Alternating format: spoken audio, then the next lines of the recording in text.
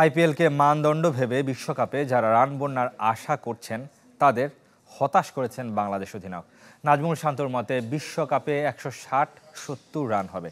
এমনকি জিম্বাবুয়ে সিরিজেও ব্যাটারদের সমালোচনা মানতে নারাজ তিনি। বরং এই সিরিজ বিশ্বকাপে দেবে আত্মবিশ্বাস।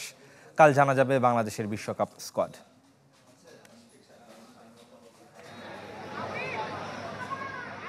জিম্বাবুয়ের সঙ্গে খেলে বিশ্বকাপ প্রস্তুতি হবে না বলেছিলেন সাকিব আল হাসান।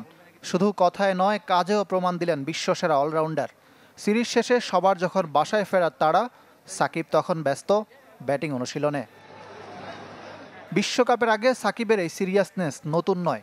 এই সিরিজে ব্যাট হাতে ব্যর্থ হলেও অধিনায়কের বিশ্বাস, বিশ্ব আসরে রানে ফিরবেন দলের সেরা তারকা। তার ব্যাটিং নিয়ে আমাদের পুরো টিমের কোনো কনফিউশন বা সন্দেহ নাই। আমরা সবাই জানি উনি কতটা ক্যাপেবল, এবং আমি খুবই কনফিডেন্ট যে সামনে যেই টুর্নামেন্টটা আছে এবং যে সিরিজটা আছে উনি ব্যাটিংয়ে টিমের হয়ে কন্ট্রিবিউট করবেন। ব্যাটিংয়ের সমালোচনা মানতে নারাজ নাজমুল শান্ত।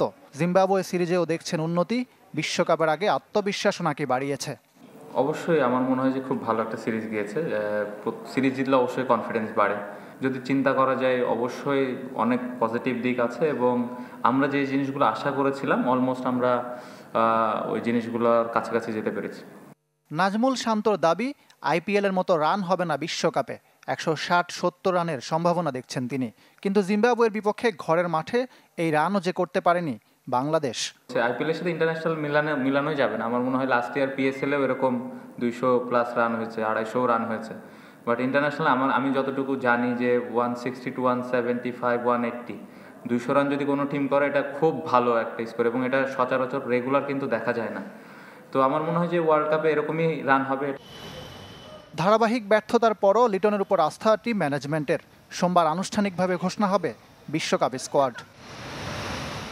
ইকরাম হুসাইন, চ্যানেল 24, ঢাকা।